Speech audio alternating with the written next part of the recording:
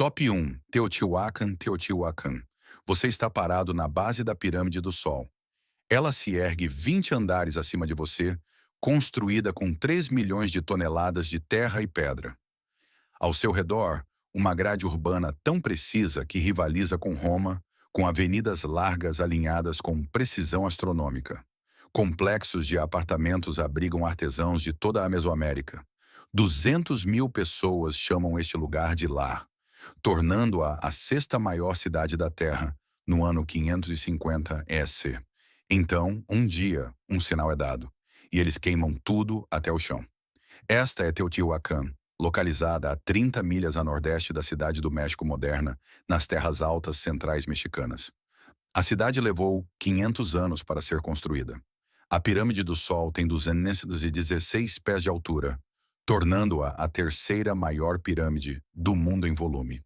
Escavações arqueológicas de René Milon entre 1962 e 1973 documentaram que a cidade cobria 8 milhas quadradas, com mais de 2 mil complexos de apartamentos. Quando os conquistadores espanhóis tropeçaram nessas ruínas na década de 1520, o local já estava abandonado. Os astecas chamavam-na de o lugar onde os deuses nasceram, porque acreditavam que apenas deuses poderiam ter construído algo tão massivo. Mesmo eles não tinham memória de quem realmente viveu lá. Uma descoberta chocante ocorreu entre as décadas de 1960 e 1980, quando os arqueólogos perceberam que o abandono não foi gradual. Evidências de queima sistemática apareceram em estruturas de elite. A datação por radiocarbono situa a camada de queima entre 535 e 580 EC em várias estruturas. A análise de George Cowgill, em 2015, mostrou que a queima foi concentrada em áreas de elite, templos e palácios, enquanto as áreas residenciais permaneceram em grande parte intactas. Análise química de Linda Manzanilla, em 2006, revelou que a queima atingiu temperaturas acima de 900 anos nanograus, quente o suficiente para vitrificar pedras.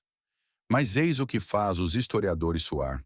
Apesar de governar a Mesoamérica por 600 anos, e apesar de cobrir 20 milhas quadradas com murais documentados por Arthur Miller em 1973, não há representações de governantes. Nenhuma. Nenhum rei esculpido em pedra, nenhum retrato real, nenhuma dinastia listada em monumentos. Todas as outras grandes civilizações deixam imagens de seus líderes. O Egito tem seus faraós, os maias têm seus reis-deuses. Teotihuacan não tem nada. A análise de oficinas de obsidiana de Michael Spence, em 1996, mostrou que a produção cessou abruptamente, em alguns casos no meio da fabricação. Os trabalhadores simplesmente pararam o que estavam fazendo e foram embora. A influência da cidade estendia-se do Arizona moderno a Honduras. Estimativas populacionais de Michael Smith, em 2005, situam o pico de habitantes entre 100 mil e 200 mil pessoas. No entanto, não havia muralhas de fortificação. Para uma cidade tão poderosa existir sem muralhas defensivas, isso sugere ou dominância extrema, ou uma organização social completamente diferente do que entendemos. Arqueólogos propõem uma revolta interna. A hipótese de trabalho sugere que uma hierarquia social rígida criou tensões. Dados climáticos mostram condições de seca no século VI. A escassez de alimentos pode ter desencadeado um levante. As classes mais baixas queimaram sistematicamente estruturas de elite, deixando as áreas residenciais intactas. Foi revolução, não abandono. A população não desapareceu. Eles se espalharam para assentamentos menores em toda a Bacia do México, mas essa explicação se debate com a natureza sistemática da destruição. Por que queimar precisamente os centros religiosos? Por que deixar oferendas no lugar antes dos incêndios? Escavações do arqueólogo Saburo Sugiyama, na década de 1990, encontraram depósitos rituais selados pouco antes da queima, sugerindo cerimônia, não caos. Se foi revolução, onde estão os corpos? Onde estão as valas comuns da elite derrotada? Guerras civis deixam evidências. Esta não deixou quase nenhuma. Alguns pesquisadores perguntam: E se a queima foi intencional e ritualística? E se toda a população participou de uma cerimônia de terminação planejada? David Stewart observa que textos maias se referem a eventos de incêndio como finais rituais, não destruições. Será que o povo de Teotihuacan poderia ter decidido coletivamente encerrar sua civilização em um momento cosmologicamente significativo? A ausência de imagens de governantes ganha novo significado se eles praticavam governança coletiva. Talvez a queima representasse uma decisão mútua de fechar um ciclo cósmico, de encerrar algo que eles acreditavam ter cumprido seu curso. Por que não há uma única representação confirmada de um governante em 600 anos de domínio? O que desencadeou uma decisão tão coordenada em toda a cidade para abandonar? Para onde foram 200 mil pessoas? E por que eles nunca escreveram o que aconteceu? A cidade que governou um império se queimou e foi embora. E ainda não sabemos se foi assassinato ou suicídio.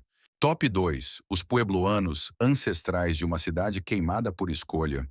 Viajamos para o norte até moradias esculpidas em penhascos, lares que levaram gerações para construir e depois esvaziadas em uma única geração.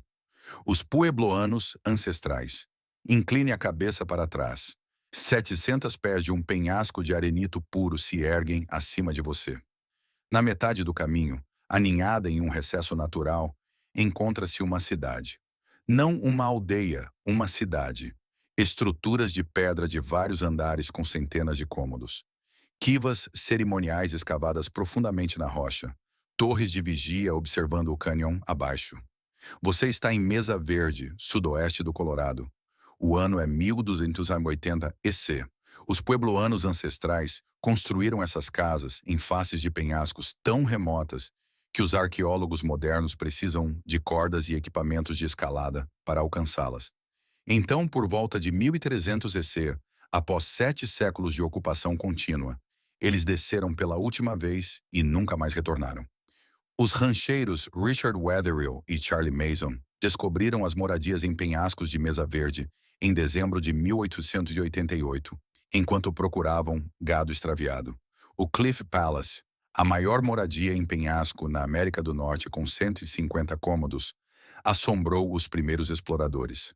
Gustav Nordenskjöld conduziu a primeira escavação sistemática em 1891. O mistério se aprofundou quando a dendrocronologia, datação por anéis de árvores, desenvolvida por A. E. Douglas na década de 1920, revelou datas precisas de construção e abandono. As estruturas foram construídas entre 1190 e 1280 EC. Por 1300 EC, estavam vazias. Uma janela de apenas 20 anos. Pessoas passaram gerações carregando milhões de pedras por faces de penhascos, criando maravilhas arquitetônicas em locais que desafiavam a lógica. Cliff Palace contém 150 cômodos e 23 quivas, todos construídos 700 pés acima de uma face de penhasco íngreme. 50 milhas a noroeste em Chaco Canyon, a grande casa chamada Pueblo Bonito continha mais de 650 cômodos em 4 andares, exigindo uma estimativa de 200 mil árvores transportadas de montanhas a 50 milhas de distância. Então eles partiram, não lentamente, não gradualmente. Eles partiram dentro de 1 ou 2 gerações. Levaram seus pertences portáteis, mas deixaram para trás cerâmica, ferramentas e estoques de alimentos. Dados de anéis de árvores publicados por Timothy Kohler e Meredith Matthews em 1988 mostram seca severa de 1276 a 1299 EC, a Grande Seca. Isso deveria explicar tudo, exceto que a análise esquelética de Deborah Martin em 1994 não mostra evidências de desnutrição ou fome durante o período de abandono. As pessoas não estavam morrendo de fome quando partiram. O sistema de estradas de Chaco Canyon, descoberto por fotografia aérea na década de 1970, incluía mais de 400 milhas de estradas projetadas de até 30 pés de largura, muito além das necessidades práticas para uma sociedade pré-industrial. Alinhamentos astronômicos documentados por Anna Sofaer em 1979 mostram o petróglifo Sun Dagger em Fajada Butte, marcando solstícios e equinócios com padrões de luz. Estes não eram simples fazendeiros, eram astrônomos e engenheiros sofisticados. A análise de cerâmica não mostra sinais de partida apressada. Os vasos eram frequentemente colocados cuidadosamente, não derrubados. Estimativas populacionais de Steven Lexon, em 1999, sugerem que 10.000 a 20.000 pessoas viviam no sistema Chaco em seu auge. O trauma violento em restos esqueléticos aumentou nas décadas antes do abandono, sugerindo estresse social, mas não o suficiente para explicar a evacuação total. A seca fez isso, diz a explicação convencional. Os dados dos anéis de árvores são inequívocos. O final dos anos 1200 viu uma das piores secas na pré-história do Sudoeste. Os puebloanos ancestrais eram fazendeiros sofisticados, mas mesmo seus sistemas de irrigação não conseguiam compensar.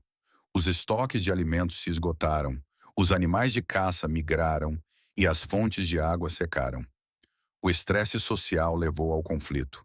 Alguns restos esqueléticos mostram evidências de violência, possivelmente canibalismo. A população fragmentou-se e migrou para o sul e leste, onde seus descendentes se tornaram os povos pueblo-modernos do Rio Grande. Mas a seca sozinha não explica o padrão. Por que abandonar especificamente os penhascos? Mesa Verde tem nascentes permanentes que nunca secaram. Algumas ainda fluem hoje. Escavações mostram que os estoques de alimentos foram deixados para trás, não esgotados. E se a seca foi a causa, por que eles partiram durante a seca, em vez de esperar passar? Seus ancestrais sobreviveram às secas por 700 anos. A datação por carbono de vigas de telhado, por Linda Cordell, em 2007, mostra que algumas estruturas estavam sendo renovadas até o abandono. Pessoas não consertam telhados se planejam ir embora. Alguns arqueólogos propõem um colapso social em vez de ambiental. O trabalho de Lynn Sebastian, na década de 1990, sugere que o elaborado sistema de Chaco exigia trabalho e recursos intensivos que se tornaram insustentáveis. E se as moradias em penhascos não fossem posições defensivas, mas espirituais? A arquitetura sagrada que perdeu o significado quando um sistema religioso desmoronou. A modelagem baseada em agentes de Timothy Kohler, em 2012, sugere que a desigualdade aumentou nas décadas antes do abandono. Talvez as pessoas tenham escolhido partir, rejeitando um sistema hierárquico por comunidades mais igualitárias rio abaixo. Por que abandonar as moradias em penhascos, enquanto as fontes permanentes de água permaneceram ativas? O que explica os alinhamentos astronômicos e o maciço sistema de estradas muito além das necessidades práticas? Por que a tradição oral pueblo-moderna fala da migração como voluntária, até mesmo cosmologicamente necessária? Os penhascos ainda estão de pé, monumentos vazios a uma escolha que não entendemos. Top 3. A civilização do Vale do Indo, de penhascos abandonados à água, cruzamos o mundo para uma civilização ainda maior e mais sofisticada. Uma que desapareceu sem deixar um único campo de batalha. A civilização do Vale do Indo. Você está parado no centro de Mohenjo-Daro. O ano é 2500 a.C. Ao seu redor, edifícios de tijolos cozidos alinham ruas perfeitamente retas, dispostas em uma grade precisa. Sistemas de esgoto subterrâneos correm sob seus pés. Tecnologia que a Europa não igualaria por 3.000 anos. 5 milhões de pessoas vivem em cidades por todo o Vale do Indo, realizando o comércio da Mesopotâmia à Ásia Central. Eles estão aqui há 1.000 anos. Então, ao longo de apenas alguns séculos, eles simplesmente vão embora. Nenhum exército saqueia as cidades. Nenhum incêndio consome os edifícios. As pessoas simplesmente partem e levam sua língua escrita com elas. Um script que ainda não conseguimos ler.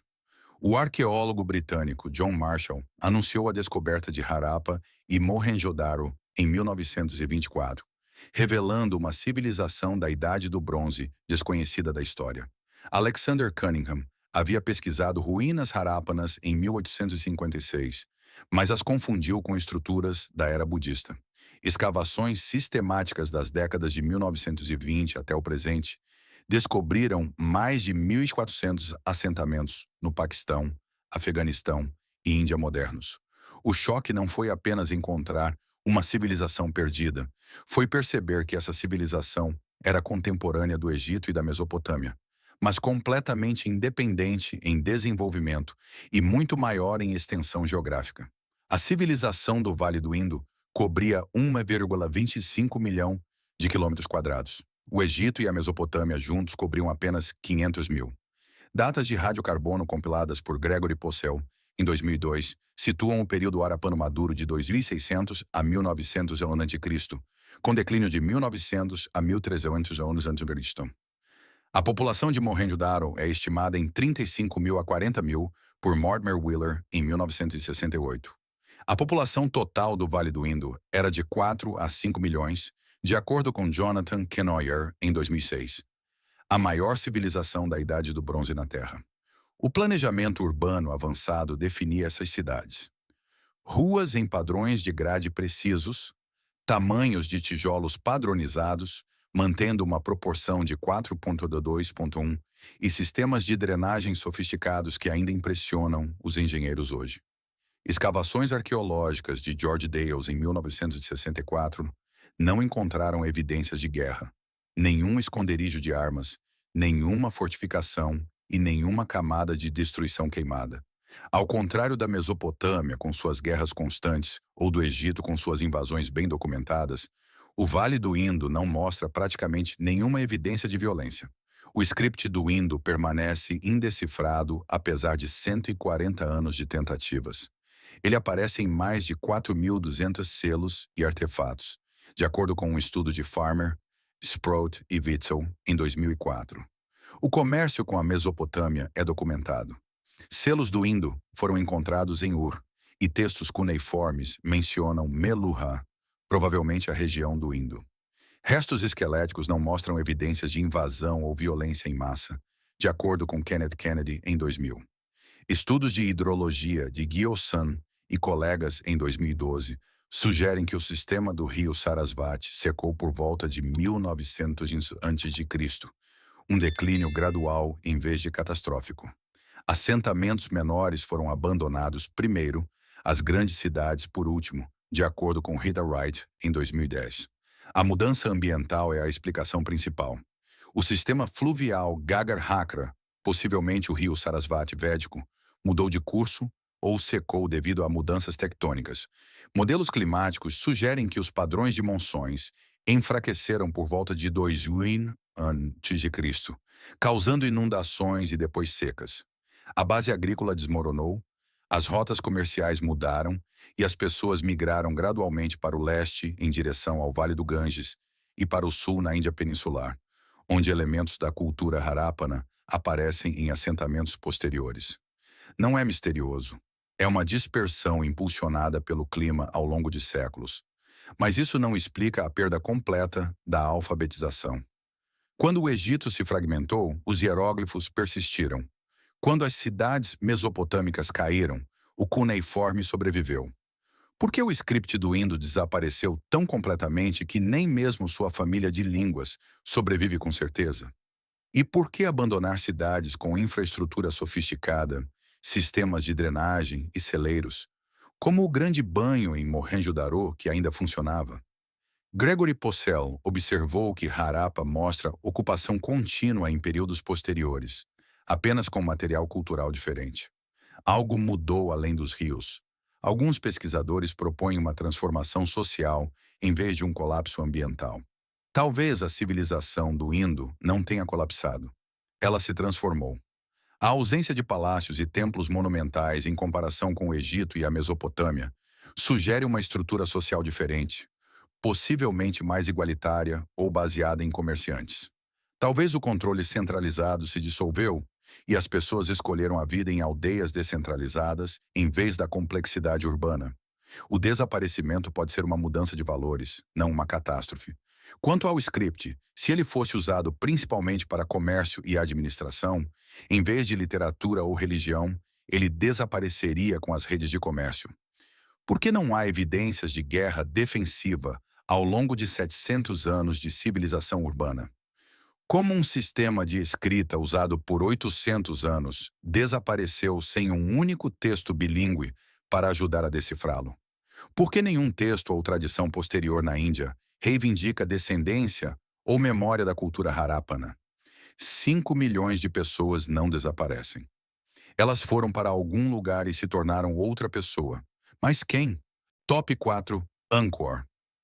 De uma dispersão pacífica no Vale do Indo, viajamos para o Sudeste Asiático, onde a maior cidade pré-industrial do mundo foi engolida pela selva tão completamente que se tornou um mito. Angkor. Imagine uma cidade maior que a Los Angeles moderna. Uma metrópole de 750 mil pessoas entrelaçada com canais, reservatórios e templos. O maior complexo urbano pré-industrial da Terra. Em seu coração está Angkor Wat, a estrutura religiosa mais maciça já construída, suas torres espelhando a montanha cósmica da mitologia hindu-budista. O Império Khmer governa o Sudeste Asiático. O ano é 1400 EC. Então, no início do século XV, algo se rompe. Em uma geração, a capital é abandonada. A selva avança. Em 400 anos, videiras estrangulam os templos e árvores destroem paredes de pedra. Quando o explorador francês Henri Mouhot tropeçou em Angkor Wat, em 1860, os habitantes locais não tinham memória de quem o construiu. Eles o chamavam de obra de deuses. O frade português Antônio de Magdalena visitou Angkor Wat em 1586, deixando relatos escritos. A visita de Henri Mouhot, em 1860, popularizou Angkor no Ocidente, embora ele não o tenha descoberto. Os cambojanos locais sempre souberam de sua existência. A École Française d'Extrême-Orient iniciou a restauração em 1907. A revolução veio entre 2007 e 2015, quando a varredura a laser lidar de aeronaves revelou a verdadeira extensão. Angkor não era apenas templos, era uma vasta paisagem urbana de mais de 1.000 quilômetros quadrados, com engenharia hidráulica sofisticada. O mapeamento lidar de Damian Evans, em 2013 e 2015, revelou que Angkor cobria mais de 1.000 quilômetros quadrados, tornando-o o maior centro urbano pré-industrial descoberto. Estimativas populacionais de Roland Fletcher em 2008 sugerem 750 mil a 1 milhão de habitantes em seu auge durante os séculos Doon e 13. O reservatório West Barai mede 8 km por 2,1 km, contendo 48 milhões de metros cúbicos de água, um dos maiores reservatórios escavados à mão na história. O complexo de templos de Angkor Wat, construído entre 1113 e 1150 EC, sob Suryavarman II, abrange 162,6 hectares e levou mais de 30 anos para ser construído. A análise de anéis de árvores do Vietnã e da Tailândia por Buckley e colegas em 2010, publicada nos Proceedings of the National Academy of Sciences, mostra ciclos severos de seca e inundação nos séculos XIV e XV. Relatos chineses da visita de Zhou Daguan em 1296 EC descrevem Angkor como uma cidade próspera, apenas 135 anos antes do abandono. Não há evidências arqueológicas de destruição violenta no núcleo urbano, de acordo com Penny e colegas em 2014. Núcleos de sedimentos de Barrays, por Day, e colegas em 2012, mostram rápida sedimentação e colapso de canais nos séculos XIV e XV. Crônicas históricas tailandesas registram o saque de Angkor por Ayutthaya em 1431 EC, mas as inscrições em pedra diminuíram décadas antes disso. Pós-abandono, Angkor Wat permaneceu um templo budista ativo, mas a população urbana partiu. A falha hidráulica amplificada pelo estresse climático é a explicação principal. O sucesso do Império Khmer dependia da gestão da água, capturar as chuvas de monção em enormes reservatórios e depois distribuir água por canais para a agricultura de arroz e as necessidades urbanas. Mas o lidar revela a superexpansão. Muitos canais, muito fluxo de água e manutenção insuficiente. Núcleos de sedimentos mostram que o sistema ficou entupido com sedimentos. Então, a mudança climática atingiu mega secas medievais alternando com inundações catastróficas. A dendrocronologia de Buckley mostra isso claramente. A infraestrutura não conseguiu se adaptar. Os rendimentos agrícolas caíram e as rotas comerciais mudaram para o controle marítimo em vez de terrestre. O poder político mudou para Phnom Penh, perto do Mekong e mais próximo do comércio. Angkor tornou-se insustentável. Mas esta narrativa de declínio gradual se debate com a velocidade. Inscrições em pedra, registros de dedicatórias de templos e proclamações reais diminuem drasticamente após 1327 EC, mais de um século antes do ataque tailandês. O arqueólogo Roland Fletcher observa que a expansão de baixa densidade de Angkor a tornava vulnerável, mas também sugere que seu próprio sucesso criou fragilidade, superprojetada a ponto de ser impossível de manter. E por que eles nunca reconstruíram? Os templos ainda estavam de pé, as pedras podiam ser reutilizadas. Em vez disso, o local tornou-se sagrado, mas abandonado. E se o colapso foi intencional? A pesquisadora Penny e colegas em 2014 sugerem que a conversão do hinduísmo para o budismo, Theravada, pode ter minado a ideologia da realeza divina, que justificava as enormes demandas de trabalho do Estado hidráulico. Se o modelo político cósmico desmoronou, se as pessoas não mais acreditassem que o rei era um rei-deus, mantendo a ordem cósmica através do controle da água, por que continuar o trabalho exaustivo? A mudança para o budismo enfatizou a iluminação individual sobre o ritual estatal. Talvez o povo de Angkor tenha escolhido a transformação espiritual em vez da manutenção do império. Por que as inscrições em pedra cessaram quase um século antes do suposto abandono? O que fez uma civilização que construiu reservatórios por 600 anos, de repente incapaz de mantê-los? Por que Angkor Wat permaneceu continuamente sagrado enquanto toda a cidade ao seu redor esvaziou? Os templos ainda estão de pé, magníficos e assombrados, monumentos a um sonho hidráulico que se afogou em sua própria ambição. Top 5. O Império Acadiano de sistemas de água que falharam a rios que secaram. Voltamos à Mesopotâmia, onde o primeiro império do mundo colapsou no que pode ser a mais antiga catástrofe climática da história. O Império Acadiano. Você está na cidade de Acádia, capital do primeiro império do mundo. O ano é 2300 a.C. Sargão, o Grande, uniu a Mesopotâmia sob uma única coroa, criando um império que se estendia do Golfo Pérsico ao Mediterrâneo. O acadiano tornou-se a língua franca do mundo antigo. Pesos e medidas padronizados uniram o comércio. Por 180 anos, a dinastia governou. Então, no espaço de uma única geração, por volta de 2154 a.C., ele se estilhaça. Cidades são abandonadas, o império se fragmenta. E aqui está a parte mais estranha. Nunca encontramos a própria Acádia.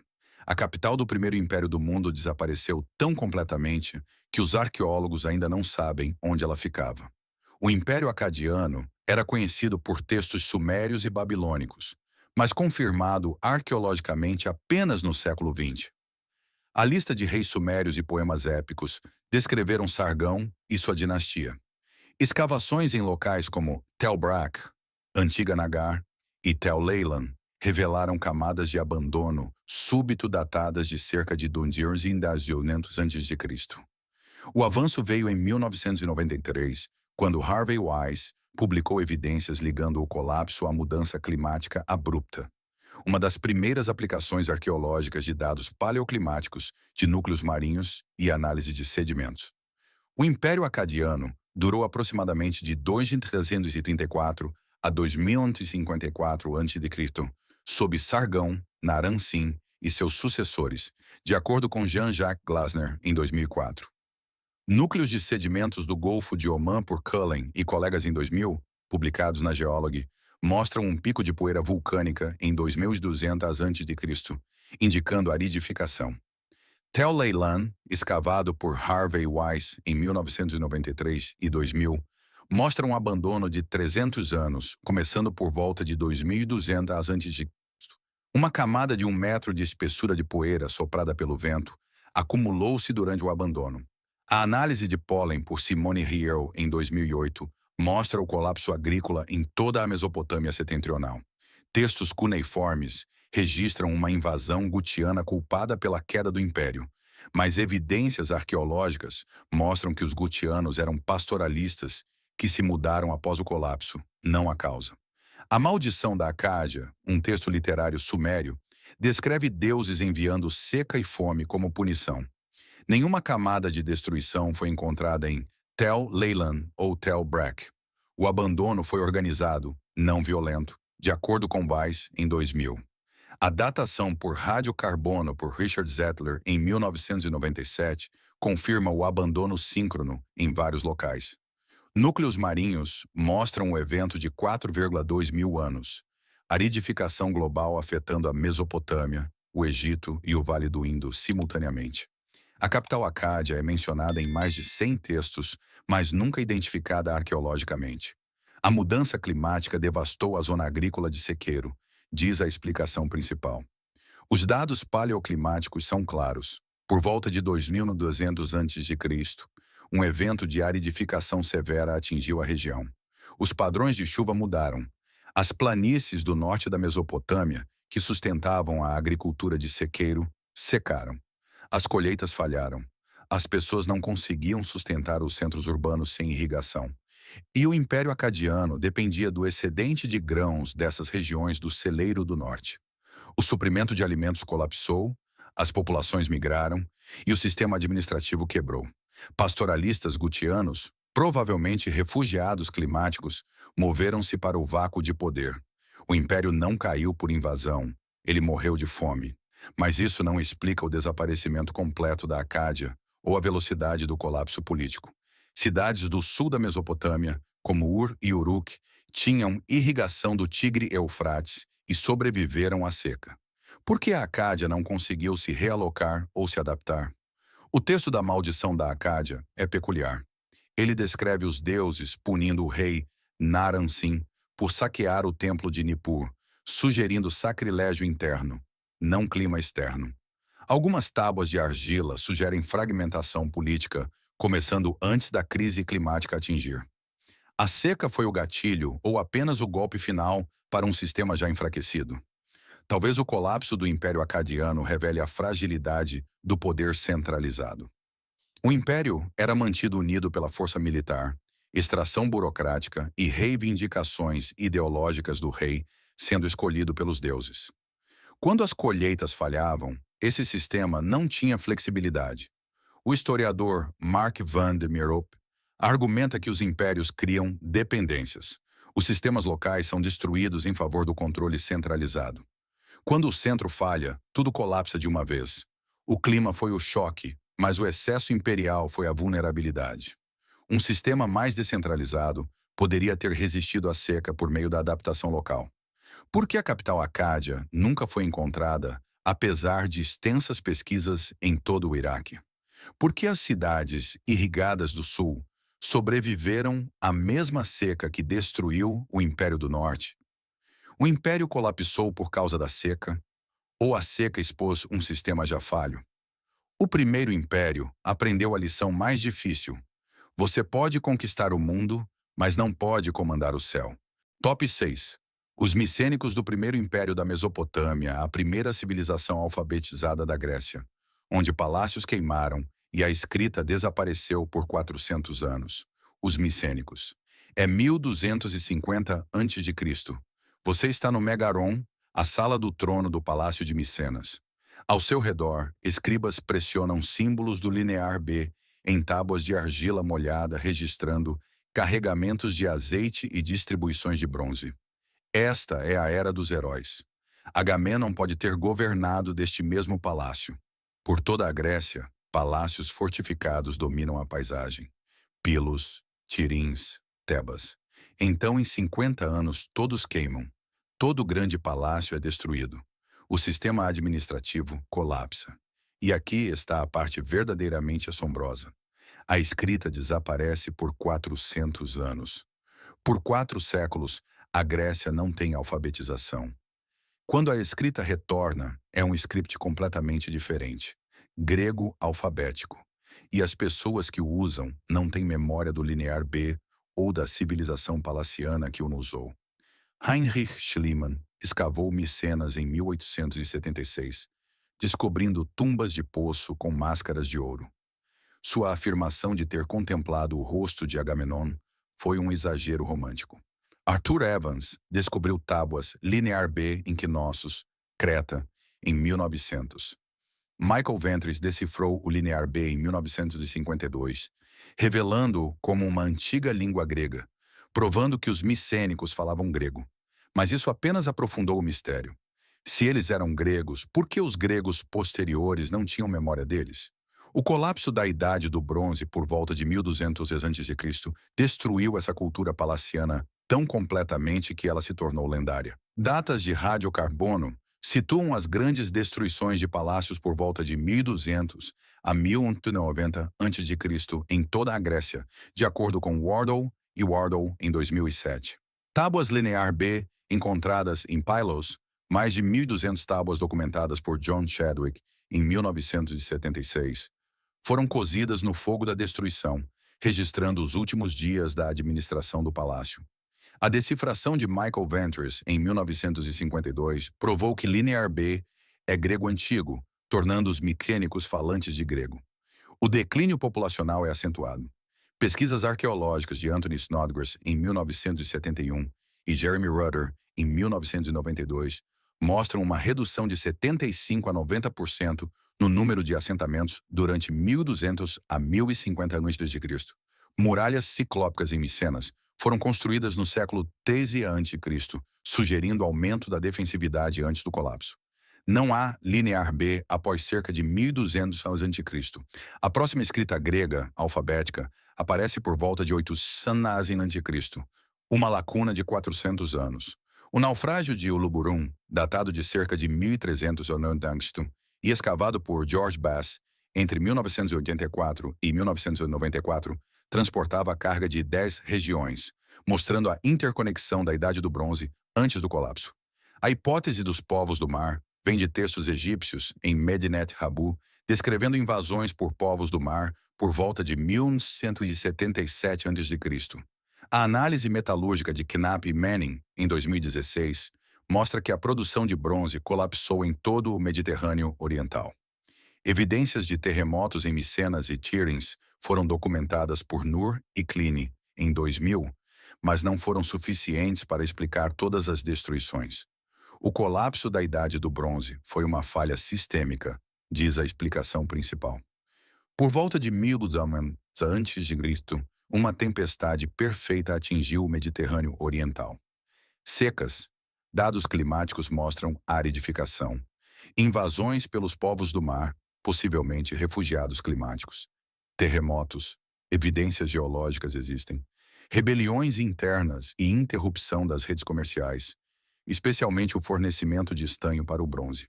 As economias palacianas dependiam de um complexo comércio internacional.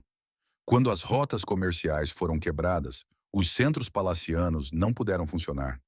Os palácios micênicos foram derrubados, possivelmente por suas próprias classes mais baixas em tempos de estresse. A alfabetização desapareceu porque o Linear B era uma ferramenta administrativa palaciana. Quando os palácios caíram, os escribas não tinham emprego. A Grécia fragmentou-se em aldeias isoladas. Mas esse colapso de sistemas é mais descrição do que explicação. Por que algumas regiões, como o Egito e partes da Anatólia, sobreviveram enquanto o Egeu foi devastado? E os povos do mar, foram eles a causa ou o sintoma? O livro de Eric Klein, de 2014, 1177 a.C., defende a interconexão como vulnerabilidade. Mas isso não explica por que a escrita desapareceu tão completamente. O linear A, o script minoico, nunca foi decifrado e desapareceu. O linear B desapareceu. No entanto, o cuneiforme mesopotâmico sobreviveu a múltiplos colapsos de impérios. Por que a escrita grega era tão frágil? Talvez os palácios micênicos já estivessem enfraquecendo por contradições internas. As tábuas linear B revelam hierarquias rígidas, extração massiva de recursos e pouca inovação. O arqueólogo John Bennett argumenta que os palácios eram inflexíveis. Quando a crise atingiu, eles não puderam se adaptar. A destruição pode ter sido bem-vinda pelos camponeses que arcavam com o fardo da extração. Quanto à alfabetização, se o linear B foi monopolizado por elites escribas que serviam aos palácios, seu desaparecimento faz sentido. Não era um script do povo. Quando os palácios queimaram, o motivo para manter a alfabetização também queimou. A lacuna de 400 anos reflete transformação social, não mera perda. Por que a alfabetização desapareceu por 400 anos, enquanto os hieróglifos egípcios sobreviveram a crises contemporâneas? O que causou tal destruição sincronizada em locais separados por centenas de milhas? Por que os épicos homéricos preservam detalhes precisos, como capacetes micênicos de presas de javali, se a memória cultural foi perdida? Os palácios queimaram, os scripts desapareceram e a Grécia esqueceu como escrever seu próprio nome. Top 7. Carróquia, do Mediterrâneo Oriental ao coração da América do Norte, onde a maior cidade pré-colombiana ao norte do México se erguia, construída por pessoas cuja própria identidade permanece debatida. Carróquia. O ano é 1250 EC. Você está parado na base do Monk's Mound, uma pirâmide aterrada de 10 andares de altura, cobrindo 14 acres em sua base, feita de 22 milhões de pés cúbicos de terra carregada à mão. Ao seu redor se espalha uma cidade de 10 mil a 20 mil pessoas, com subúrbios elevando a população para 40 mil. Paliçadas de madeira cercam o Distrito Central. Praças sediam cerimônias com milhares de participantes. Esta é a maior cidade da América do Norte ao norte do México, maior que Londres na mesma época. Então, por volta de 1350 EC, tudo acaba. Os montes permanecem, mas as pessoas se foram. E aqui está a parte verdadeiramente estranha. Quando os europeus chegaram, na década de 1600, e perguntaram às tribos locais sobre esses montes, eles não tinham ideia de quem os construiu. Os construtores desapareceram sem deixar seu nome. Os primeiros colonos americanos notaram os montes, mas frequentemente os atribuíram a uma raça perdida. O mito racista dos construtores de montes. Monk's Mound foi nomeado em homenagem aos monges trapistas que cultivaram no primeiro terraço no início de 1800. A arqueologia científica começou com pesquisas do Smithsonian na década de 1880. Escavações sistemáticas de James Griffin nas décadas de 1940 e 1950, Melvin Fowler nas décadas de 1960 e 1980 e Timothy Pauquetat da década de 1990 até o presente revelaram a verdadeira escala de Carróquia.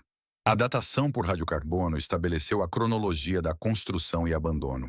O mistério se aprofundou quando nenhum grupo nativo americano reivindicou descendência direta ou memória histórica de Carróquia.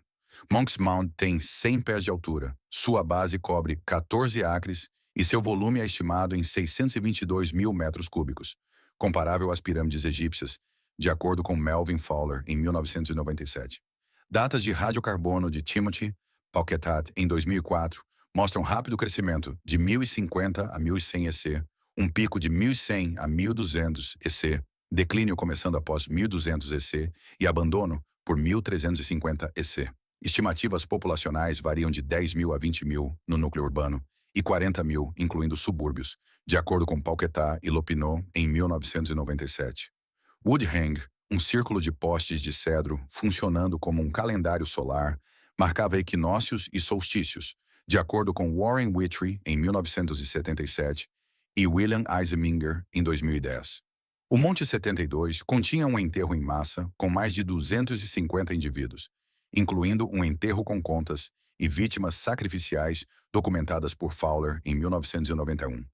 Dados de anéis de árvores mostram desmatamento da região circundante por 1.200 cc, de acordo com Lopinot e Woods, em 1993. Não há evidências de conquista violenta.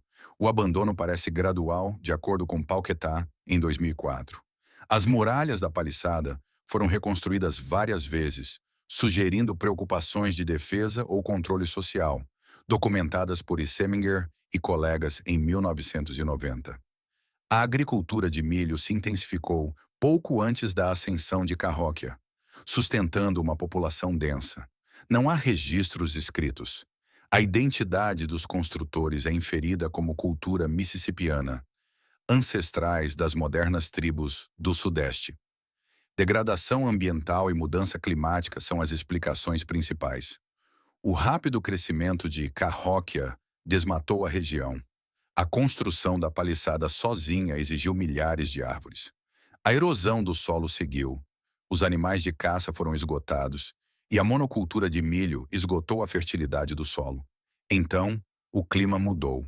O período quente medieval terminou por volta de 1250 EC, trazendo condições mais frias e variáveis. Inundações danificaram os campos de cultivo. Evidências arqueológicas existem de inundações na década de 1200. O estresse social aumentou. As paliçadas sugerem conflito ou paranoia da elite.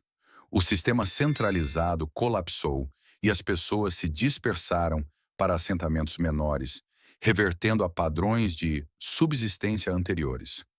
A população não desapareceu. Eles se descentralizaram. Mas por que abandonar os próprios montes?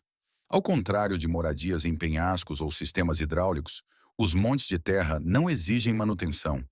Eles poderiam ter permanecido centros cerimoniais, mesmo após a população se dispersar. A perda completa da memória é marcante. As tribos modernas do Sudeste têm histórias de origem e narrativas de migração detalhadas, mas nenhuma se conecta claramente a Cahokia. Timothy Pauquetat propõe que Cahokia não era uma cidade convencional, mas um centro de peregrinação, um nó sagrado em uma vasta rede. Se assim for, seu abandono pode refletir transformação religiosa em vez de colapso ecológico. E se Cahokia fosse fundamentalmente diferente das cidades de estilo europeu? Pesquisas recentes de Sarah Baires em 2017 sobre padrões de migração mostram que Cahokia atraiu pessoas de centenas de milhas de distância como um centro cosmopolita. Talvez fosse menos uma cidade-estado e mais um complexo cerimonial com uma população transitória. Quando o sistema religioso ou político que o impulsionava colapsou, as pessoas retornaram às suas terras natais. A falta de tradição oral pode refletir um esquecimento intencional. Se Cahokia representava uma ideologia desacreditada, os descendentes podem ter escolhido não preservar sua memória. Por que nenhuma tradição oral nativa americana preservou a memória da maior cidade da América do Norte? O que explica o enterro em massa no Monte 72? Sacrifício ritual, vítimas de epidemia ou algo mais? Por que construir Woodhenge com tanta precisão se o conhecimento astronômico não estava sendo transmitido? A maior cidade indígena da América tornou-se o maior mistério indígena da América. E o silêncio é mais alto do que qualquer resposta que encontramos.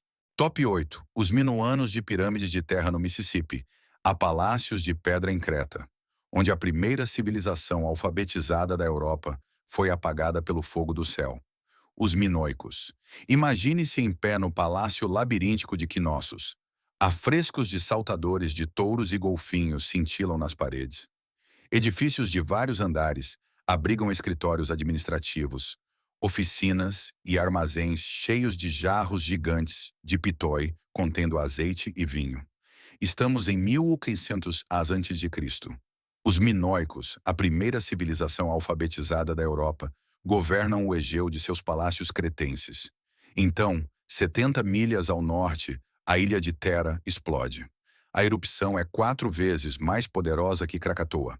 Cinzas enterram a cidade da Idade do Bronze, Akrotiri, sob metros de pedra-pomes. Tsunamis correm pelo Mediterrâneo, mas Creta sobrevive inicialmente. Então, 150 anos depois, por volta de 1450 a.C., os palácios queimam e a civilização minoica termina. Sir Arthur Evans escavou Knossos a partir de 1900, descobrindo o Palácio de Minos e cunhando o termo minoico, em homenagem ao mítico rei Minos. Ele encontrou milhares de tábuas linear A, ainda não decifradas, e evidências de uma cultura sofisticada. A erupção de Thera foi reconhecida como catastrófica por Spiridon Marinatus, em 1939, que propôs que ela destruiu a civilização minoica. Escavações em Akrotiri, em Santorini, de 1977, até o presente por Christos Domas, revelaram uma cidade da Idade do Bronze, congelada no tempo por cinzas vulcânicas, como Pompeia. Mas a cronologia é complexa. Terra entrou em erupção por volta de 1600 a.C., enquanto os palácios cretenses queimaram por volta de 1450 a.C., muito distantes para serem diretamente ligadas. As datas de radiocarbono da erupção de Terra a situam por volta de 1600 a.C., com uma margem de 20 anos. A dendrocronologia e os núcleos de gelo sugerem 1628 a.C., de acordo com Stuart Manning e colegas em 2014, publicado na Science. O índice de explosividade vulcânica foi de 6 a 7. A erupção ejetou 60 quilômetros cúbicos de magma. Cinzas caíram em todo o Mediterrâneo Oriental, de acordo com Bond e Sparks, em 1976. Escavações em Akrotiri mostram uma cidade da Idade do Bronze preservada sob 4 a 6 metros de pedra-pomes. Nenhum resto humano foi encontrado, indicando uma evacuação ordenada. Depósitos de tsunami na costa norte de Creta, documentados por Minora e colegas em 2000, mostram evidências de ondas de até 9 metros de altura. Palácios cretenses, Knossos, Faistos, Malia, Zakros, mostram camadas de destruição datadas de cerca de 1450 a.C., 150 anos após a erupção de Terra, de acordo com John Drissing e Colin MacDonald, em 1997. O script linear E, encontrado em mais de 1.400 documentos, ainda não foi decifrado, de acordo com John Younger em 2000. Após 1450 a.C., o linear B, grego micênico, aparece em Knossos, sugerindo uma tomada pelo continente grego. Não há evidências de despovoamento massivo imediatamente após a erupção, de acordo com Bruins e colegas em 2008. A interrupção agrícola era esperada. A queda de cinzas teria envenenado colheitas e suprimentos de água por anos. A presença micênica em Creta aumentou após 1450 a.C., de acordo com John Chadwick, em 1976. Terra enfraqueceu a civilização minoica, mas não a destruiu, diz a explicação principal. A queda de cinzas danificou a agricultura no leste de Creta, e os tsunamis destruíram assentamentos costeiros e a frota minoica. A hipótese de marinados. O poder econômico e militar declinou. Os minoicos se recuperaram parcialmente, mas estavam vulneráveis. Por volta de 1450 a.C., os gregos micênicos, expandindo sua influência, invadiram ou exploraram um colapso interno. Palácios queimaram, possivelmente em uma conquista micênica. Os micênicos assumiram o controle, impondo a administração linear B em Knossos. A cultura minoica foi absorvida, não desapareceu. Elementos persistiram na civilização grega clássica. Mas 150 anos é uma longa lacuna. Se Terra devastou os minoicos, por que eles reconstruíram palácios em escalas ainda maiores depois? O período do novo palácio de Knossos pós-erupção mostra sofisticação arquitetônica e riqueza. E as destruições finais por volta de 1450 a.C. mostram danos por incêndio concentrados em áreas administrativas, sugerindo queima direcionada, rebelião ou conquista, não desastre natural. O mistério do script linear A aprofunda o enigma. Se os micênicos assumiram, por que não há textos bilíngues? Eles deliberadamente apagaram a cultura escrita minoica? Talvez a erupção de Terra tenha desencadeado um colapso em câmera lenta. Danos ambientais, queda de cinzas, interrupção agrícola e perda de domínio naval. Tsunamis destruíram portos e navios, minando o poder minoico. Mas o impacto psicológico pode ter sido maior. Se os minoicos viram a erupção como ira divina, seu sistema religioso-político centrado em palácios-templos poderia ter perdido a legitimidade. As destruições de 1450 a.C. podem ter sido uma revolução interna, não conquista externa. A mudança para o controle micênico foi uma tomada oportunista de um sistema já em falha. Por que a civilização minoica sobreviveu 150 anos após Terra antes de colapsar? Por que o linear A nunca foi decifrado apesar de 1.400 textos? A própria língua desapareceu? As destruições de palácios de 450 a.C. foram conquista, rebelião ou abandono coordenado? Os palácios caíram, o script morreu e a primeira civilização da Europa tornou-se o primeiro fantasma da Europa. Top 9 Tiwanaku. De ilhas mediterrâneas às terras altas andinas, onde blocos megalíticos cortados com uma precisão que intriga engenheiros modernos marcam uma civilização que desapareceu a 12.000 pés acima do nível do mar. Tiwanaku. Você está a 12.500 pés acima do nível do mar no altiplano boliviano, ofegando no ar rarefeito. Diante de você, erguem-se portais monolíticos esculpidos em blocos únicos de andesito, alguns pesando mais de 100 toneladas. O Portão do Sol apresenta uma figura segurando dois bastões, estranhamente semelhante à iconografia encontrada em Göbekli Tepe, 12.000 anos antes e 12.000 milhas de distância. No vizinho Pumapunku, blocos de pedra são cortados com tamanha precisão que arqueólogos os comparam a trabalhos de máquinas modernas.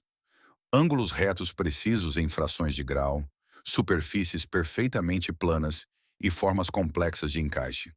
Por mais de 1.000 anos, Tiwanaku dominou a região andina, uma civilização de 20.000 a 40.000 pessoas em seu núcleo, governando um império que se estendia pela Bolívia, Peru e Chile modernos. Então, por volta de 1000 a 1100 EC, ela colapsou. A cidade foi abandonada e as pessoas que construíram essas pedras impossíveis não deixaram registros escritos para explicar quem eram ou para onde foram. Cronistas espanhóis na década de 1500, Cieza de León e Garcilaso de la Vega, descreveram as ruínas de Tiwanaku como já antigas e misteriosas para os incas. Tradições aimara locais diziam que Tiwanaku foi construída em uma única noite pelos deuses. Escavações científicas começaram com Efraim George Squier, de 1863 a 1865, e Arthur Poznański, de 1904 a 1945. As teorias controversas de Poznański sobre extrema antiguidade foram rejeitadas. A arqueologia moderna de Wendell Bennett, na década de 1930, e Alan Colata nas décadas de 1980 e 1990, revelou a verdadeira extensão de Tiwanaku. Uma cidade-estado com agricultura sofisticada, sistemas de campos elevados e redes de comércio de longa distância. Datas de radiocarbono mostram ocupação de 300 EC a 1000 EC, com colapso por volta de 1000 a 1100 EC. Datas de radiocarbono de John Januszek em 2004 e Charles Stanish em 2003 situam a ocupação de Tiwanaku de aproximadamente 300 a 1000 EC, com um pico de 600 a 800 EC. A população foi estimada em 20.000 a 40.000 no núcleo urbano e 250.000 a 500.000 no território estatal mais amplo em seu auge, de acordo com Alan Colata, em 1993. Megalitos de Pumapunku incluem blocos pesando até 131 toneladas, transportados de pedreiras a 10 milhas de distância.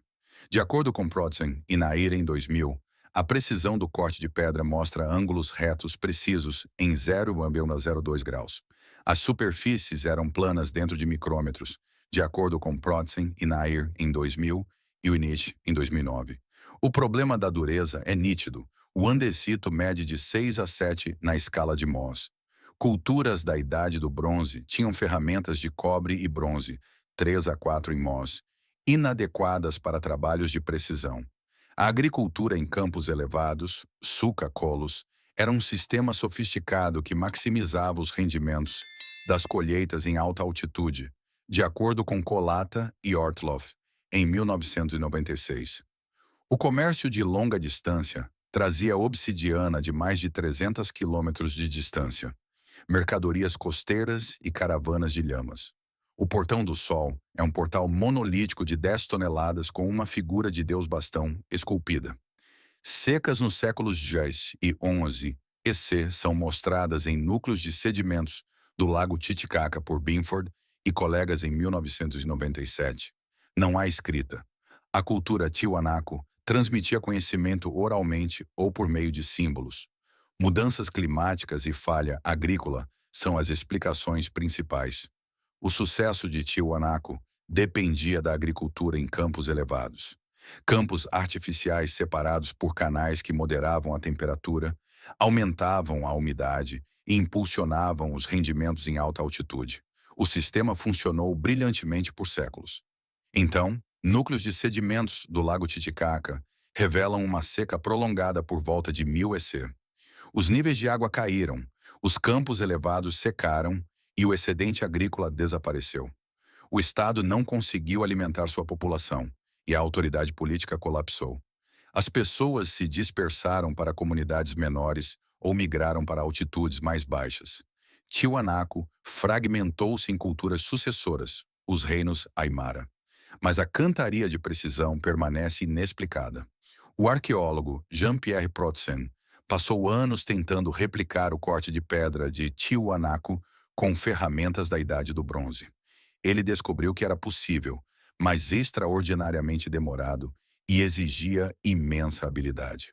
A precisão em Pumapunku, no entanto, excede qualquer coisa que Protsen pudesse replicar. E por que tanta precisão? A arquitetura funcional não precisa de tolerâncias submilimétricas. Alguns pesquisadores sugerem técnicas perdidas. Talvez ácidos orgânicos para amolecer a pedra ou conhecimento avançado de planos de fratura. A narrativa principal evita esse mistério, focando no colapso político e ambiental. E se o colapso de Tiwanaku foi repentino em vez de gradual, alguns blocos em Pumapunku parecem inacabados ou dispersos, sugerindo uma interrupção abrupta do trabalho. Se a seca atingiu rapidamente, o sistema agrícola intensivo em mão de obra não conseguiu se adaptar. Mas talvez o colapso tenha sido também ideológico. O sistema de campos elevados exigia um trabalho coordenado massivo.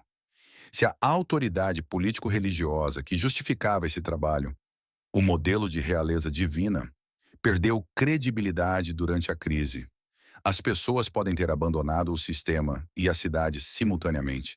A cantaria de precisão pode ter sido cerimonial em vez de utilitária. E quando as cerimônias perderam o significado, o mesmo aconteceu com a cidade. Como blocos de andesito de várias toneladas foram cortados com ferramentas da Idade do Bronze com precisão submilimétrica. Por que o motivo do deus bastão aparece em Tiwanaku e Göbekli Tepe, separados por 12.000 anos e 12.000 milhas? Por que abandonar estruturas megalíticas que permanecem perfeitamente intactas hoje?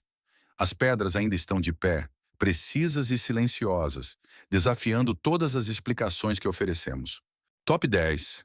Ilha de Páscoa. De cidades de pedra em alta altitude a uma ilha remota do Pacífico, onde uma civilização construiu quase 1.000 estátuas, depois parou de esculpir e as florestas morreram. Ilha de Páscoa.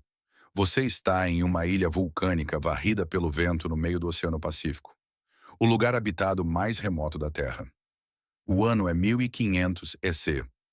Ao seu redor, quase 1.000 cabeças monolíticas de pedra, moai, se erguem em plataformas cerimoniais, Ahu, olhando para o interior com órbitas oculares vazias.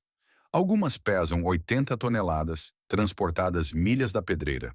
Na pedreira de Rano Haraku, centenas de outros moai jazem em vários estágios de conclusão, congelados no meio da criação.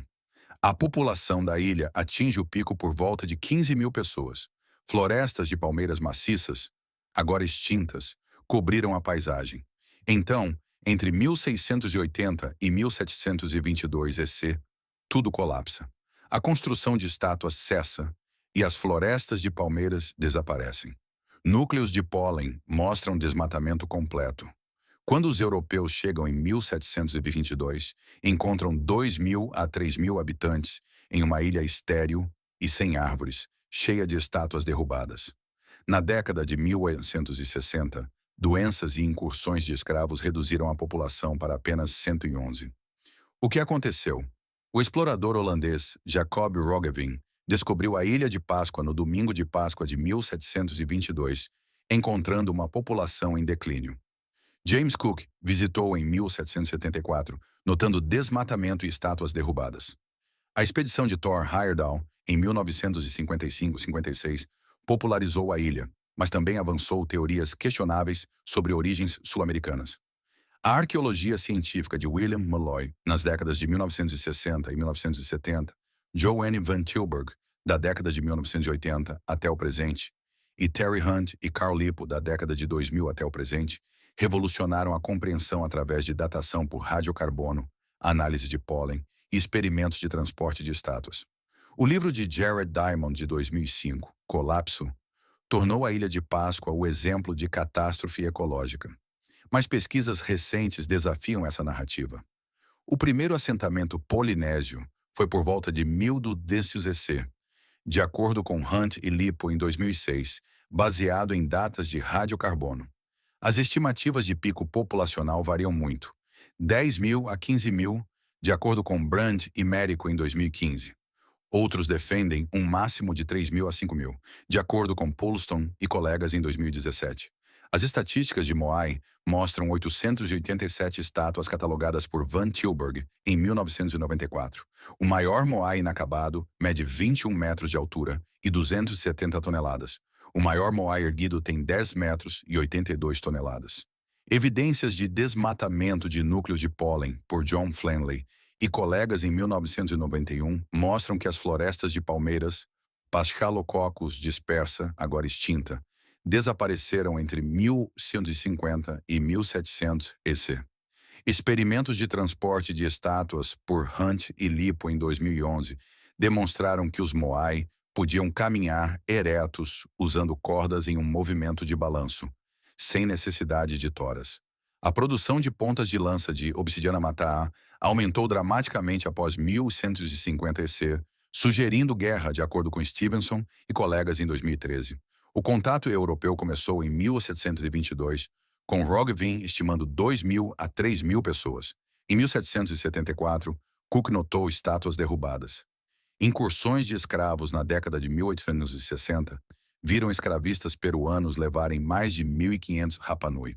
A varíola devastou os sobreviventes. Ossos de rato e núcleos de sedimentos mostram que ratos polinésios introduzidos pelos colonos proliferaram comendo sementes de palmeira e impedindo a regeneração da floresta, de acordo com Hunt em 2007. A evidência de canibalismo é debatida. Alguns restos esqueléticos mostram marcas de corte, mas a evidência é escassa, de acordo com Gill em 2016. O povo Rapa Nui cortou todas as árvores para transportar Moai, levando ao colapso ecológico, diz a narrativa tradicional de ecocídio. O livro Colapso, de Jared Diamond, apresentou a Ilha de Páscoa como o aviso final. O desmatamento leva à erosão do solo, perda de colheitas, colapso populacional, guerra e colapso. Sem árvores, os ilhéus não podiam construir canoas de pesca, reduzindo a ingestão de proteínas. A competição social impulsionou a construção excessiva de estátuas para prestígio de clã. Quando cortaram a última árvore, era tarde demais. A civilização destruiu seu próprio ambiente. Um microcosmo do potencial ecocídio global. Mas pesquisas recentes de Hunt, Lippo e outros desafiam isso. Ratos não humanos podem ter causado o desmatamento. Ratos polinésios reproduziram-se explosivamente e comeram sementes de palmeira, impedindo a regeneração. O desmatamento pode ter sido gradual, não catastrófico. E experimentos de transporte de estátuas mostram que os Moai não exigiam toras. Eles eram caminhados eretos. O colapso populacional pode dever-se mais a doenças europeias a partir de 1722 do que ao colapso ecológico. Dados de pólen mostram que o desmatamento estava em andamento antes do pico da construção de estátuas. Mas a sociedade se adaptou por séculos. E se o colapso não foi sobre árvores, mas sobre transformação social? Terry Hunt argumenta que a narrativa do ecocídio simplifica dinâmicas complexas. Sim, as florestas desapareceram, mas os Rapa Nui se adaptaram, mudando para jardins de rochas, Manavai, para uma agricultura, e focando em aves marinhas e recursos marinhos. A construção de estátuas cessou não por colapso ambiental, mas por revolução social. Talvez o sistema de elite que justificava a construção de Moai perdeu legitimidade. A época da derrubada pode refletir uma mudança ideológica em vez de desespero. O contato europeu deu o golpe final. Doenças, incursões de escravos e perturbação cultural devastaram uma sociedade já em transição. Ratos ou humanos foram a causa principal do desmatamento. Por que a construção de estátuas cessou abruptamente em vez de declinar gradualmente? A civilização colapsou antes do contato europeu ou os europeus testemunharam uma sociedade em transição? Os Moai ainda estão de pé. testemunhas silenciosas de uma história que continuamos a reescrever. Uma história de advertência que pode ser uma história de resiliência que nos recusamos a ver. 10 civilizações. 10 desaparecimentos do México ao Mediterrâneo, dos Andes ao Pacífico. Algumas colapsaram em fogo, algumas simplesmente foram embora, e algumas foram engolidas pela selva ou enterradas pela areia. Mas todas compartilham algo. Elas fizeram o impossível parecer rotina. Teotihuacan construiu pirâmides para rivalizar com Gizé, sem ferramentas de metal. Os puebloanos ancestrais esculpiram cidades em penhascos de 700 pés de altura. O Vale do Indo organizou milhões em um território maior que o Egito e a Mesopotâmia juntos, sem guerra.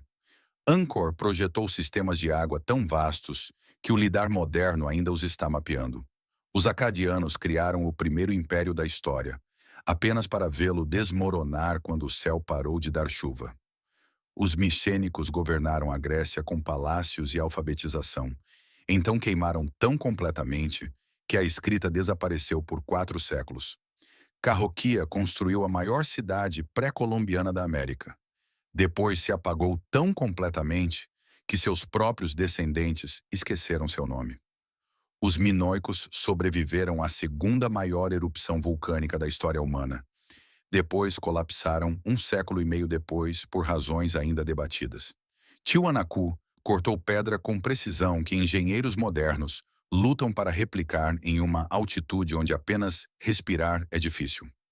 A Ilha de Páscoa ergueu 900 gigantes de pedra na ilha mais isolada da Terra, depois parou. E ainda discutimos por quê. As explicações convencionais são sóbrias: mudança climática, seca, desmatamento, esgotamento de recursos, invasões, terremotos, sistemas muito complexos, muito rígidos, muito dependentes de condições específicas. Quando as chuvas falharam, os rios mudaram, ou os vulcões entraram em erupção, as civilizações se estilhaçaram. É uma narrativa de vulnerabilidade humana a forças além do nosso controle. Mas as leituras alternativas sussurram algo diferente. E se esses não foram colapsos, mas transformações? E se a queima de Teotihuacan foi cerimônia, não catástrofe? E se os puebloanos ancestrais escolheram partir, rejeitando a hierarquia por aldeias igualitárias?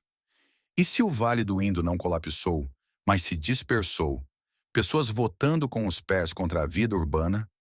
E se o silêncio da Ilha de Páscoa é resiliência, não fracasso?